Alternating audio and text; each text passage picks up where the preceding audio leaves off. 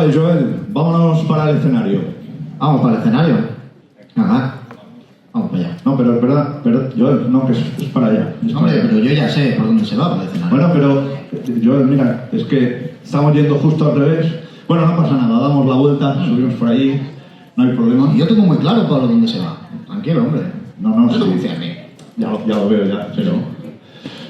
Bueno, nada, enseguida llegamos. ¿Ves, hombre? Qué despejado que está todo. Este es el camino. Aquí todo despejadito. Claro que sí. Muy bien, muy bien. ¿Verdad? Sí, ya quedan ahí menos. Vale, pues ya hemos llegado. Pues sí.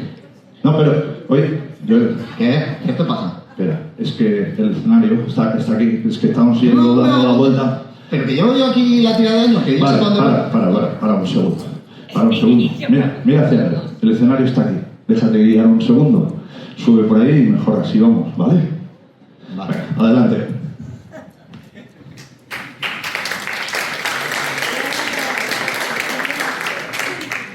Bueno.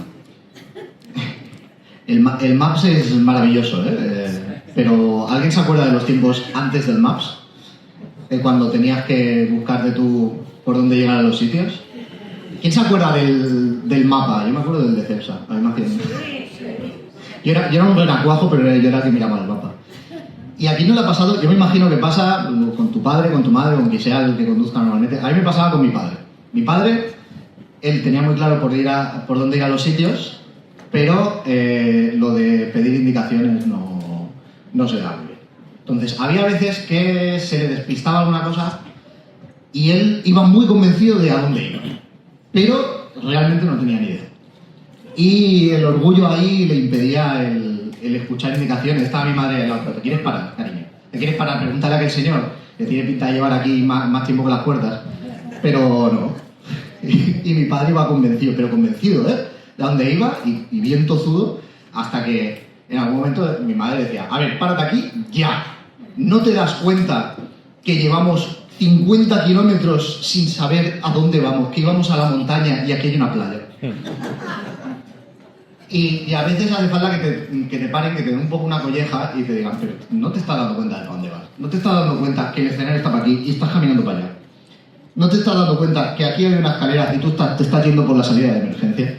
Y a veces hace falta que alguien te pare, te dé un poco una colleja. A algunos nos hace falta una colleja un poco más grande que a otros. Yo esta que te deja así como diciendo: vale, ya me he enterado, señor, ya me he enterado.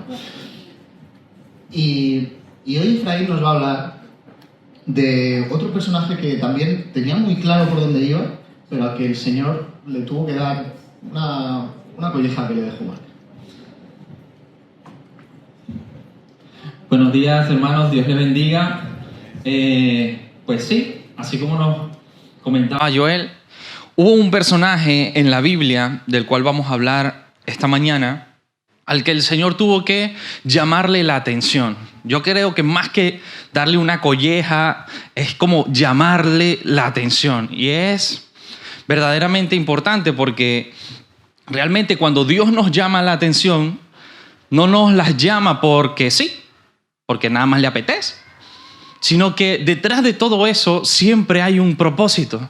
Hay algo que realmente Dios tiene dentro de sus planes y es para lo que tú y yo muchas veces somos escogidos y encajamos perfectamente con los planes de Dios. Y es por eso que hoy quiero invitarlos a leer conmigo en el capítulo 9 del libro de los Hechos, del verso 1 hasta el 19, que dice lo siguiente: Saulo, respirando aún amenazas y muerte contra los discípulos del Señor, vino al sumo sacerdote y le pidió cartas para las sinagogas de Damasco, a fin de que si hallase algunos hombres o mujeres de este camino, los trajese presos a Jerusalén. Mas yendo por el camino, aconteció que al llegar cerca de Damasco, repentinamente le rodeó un resplandor de luz del cielo. Y cayendo en tierra, oyó una voz que le decía: Saulo, Saulo, ¿por qué me persigues? Él dijo: ¿quién eres, Señor? Y le dijo: yo soy Jesús, a quien tú persigues. Dura cosa te es dar coces contra el aguijón. Él, temblando y temeroso, dijo: Señor, ¿qué quieres que yo haga? Y él Y el Señor le dijo, levántate y entra en la ciudad y se te dirá lo que debes hacer. Y los hombres que iban con Saulo se pararon atónitos, oyendo a la verdad la voz, mas sin ver a nadie. Entonces Saulo se levantó de tierra y abriendo los ojos no veía a nadie. Así que llevándole por la mano, le metieron en Damasco, donde estuvo 3 días sin ver y no comió ni bebió. Había entonces en Damasco un discípulo llamado Ananías, a quien el Señor dijo en visión, Ananías. Y él respondió, heme aquí, Señor. Y el Señor,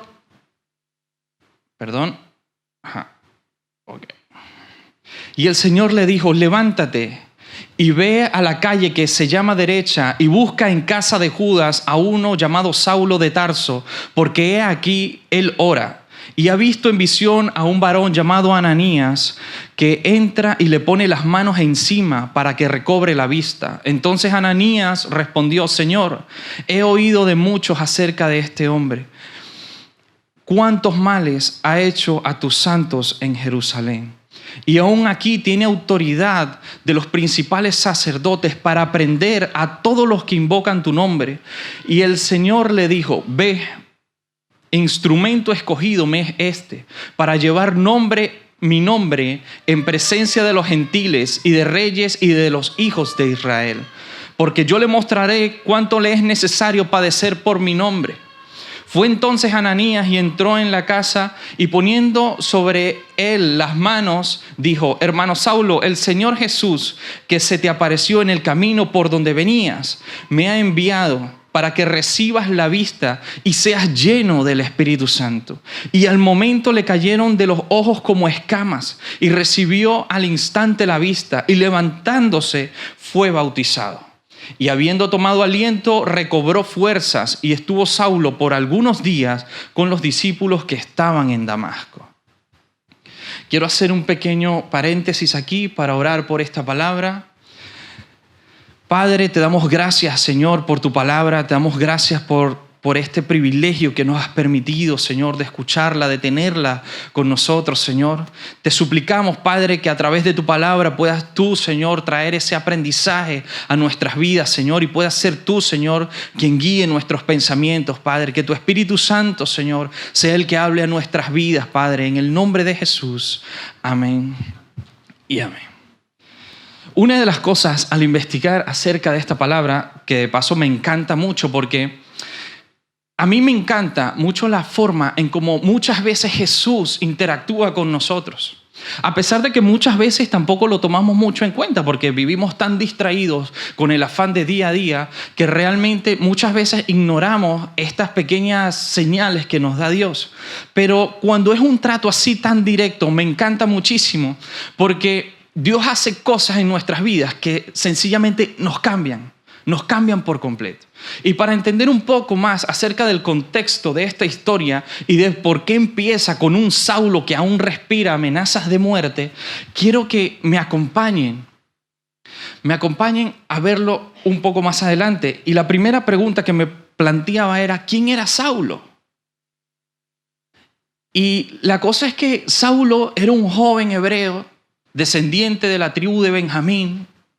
Había sido instruido o criado por los fariseos.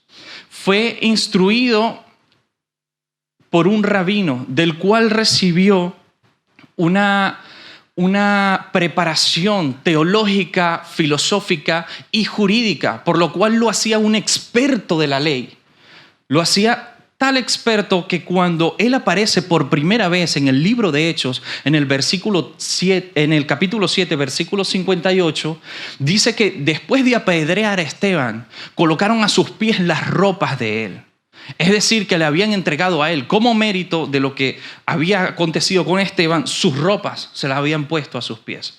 Quiere decir que para este momento, cuando él aparece en la historia, ya él era una figura con autoridad dentro del pueblo de Israel y dentro de la ley de los judíos. Una de las cosas que también me impresiona es cómo él se había hecho un experto y pasó de ser un experto a ser un justiciero. O sea, que no simplemente él sabía acerca de la ley, sino que la hacía a cumplir al ras, porque él pensaba, tanta era su pasión por la ley, tanto era su ceguera con respecto a la ley, que no se estaba dando cuenta de que realmente de todo el daño que estaba haciendo. De hecho, si seguimos leyendo más adelante en el capítulo 9, dice que algo aconteció en su vida. Y es aquí donde me fascina todo, porque cuando él tiene esa intervención de Jesús en su vida, y Jesús lo primero que hace es preguntarle, Saulo, Saulo, ¿por qué me persigues? Y creo que una de las cosas que más me encanta de esto es esa pregunta directa, esa pregunta que te confronta, donde Dios se presenta a tu vida y te habla con tu verdad. Y en ese momento la verdad de él era, ¿por qué me persigues?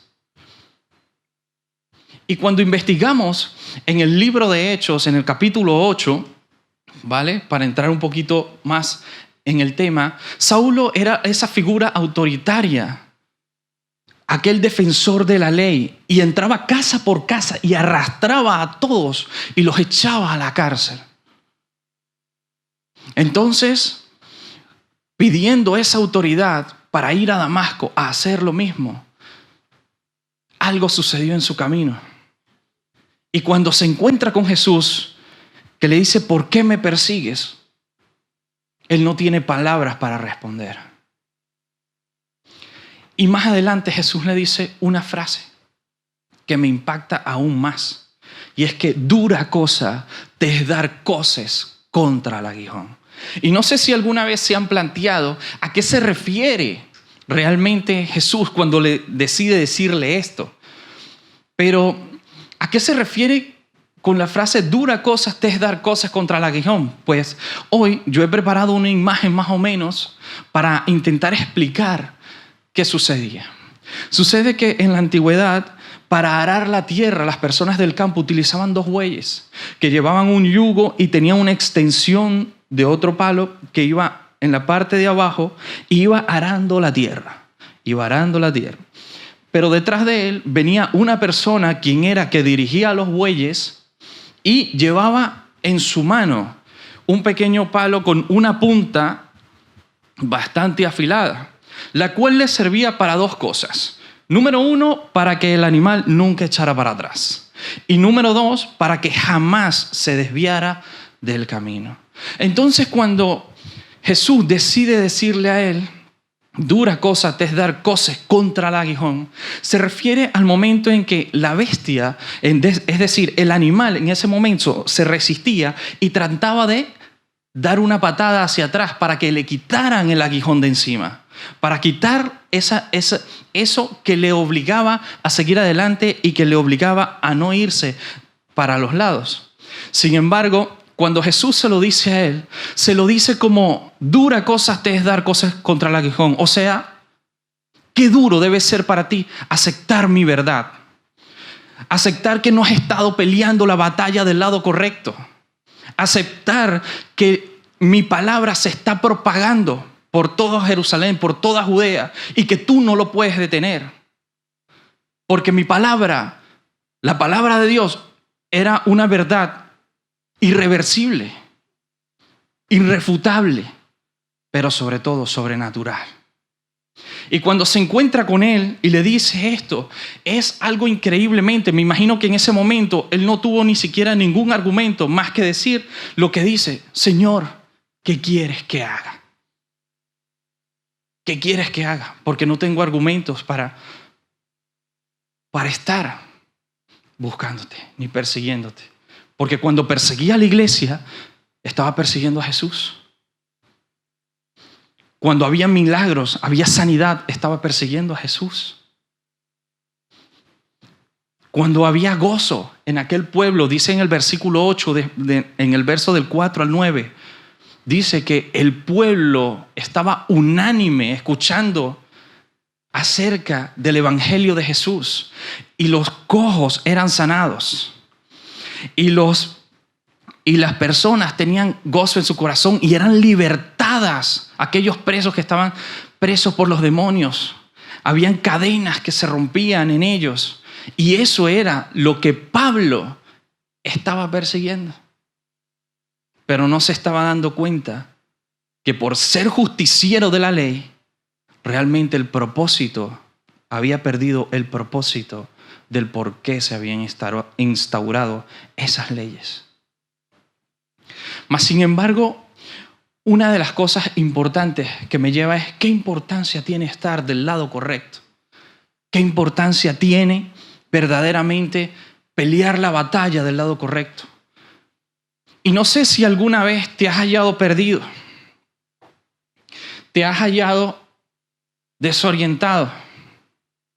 Cuando yo tenía 19 años, hubo un tramo de mi vida en el que me desorienté. Y me desorienté tanto que llegué a irme de mi casa. Y por primera vez en mucho tiempo se me ocurrió elevar una oración. Y le dije, Señor, ya que no tengo a mi madre ni a mi padre para que me cuiden, por favor, cuídame tú. Y cuando leo esta historia, puedo darme cuenta de que no importa tu pasado, no importa la circunstancia, lo que importa es que Dios está llamando tu atención. Lo que importa es que Dios quiere cambiar tu vida. Lo que importa es que Dios tiene un propósito para ti. Un propósito que nadie te puede quitar, que nadie puede pisotear. Y que está acompañado de una verdad que es irreversible. Una verdad que es incorruptible. Y que sobre todo es sobrenatural. Sucede que unos momentos después de haberme ido de mi casa y haber elevado esa oración, apareció un muchacho al cabo de 2 calles a las 2 de la madrugada y me dijo, recibe un abrazo de parte de Dios. Y esa es la razón, ese fue mi momento en el que Jesús decidió intervenir en mi vida y por el cual hoy estoy aquí y le doy a Él la gloria y la honra porque se acordó. No es que se acordó, simplemente intervino mi vida, llamó mi atención y aquí estoy. Así que hoy quiero decirte que cuando tengas tu momento con Jesús, quizás no todas las cosas van a salir de manera perfecta. Pero ¿sabes qué? Él está dispuesto a recibirte. Él está dispuesto a cambiar tu vida. Él está dispuesto a acompañarte hasta el fin de los tiempos. Porque Él es tu Dios.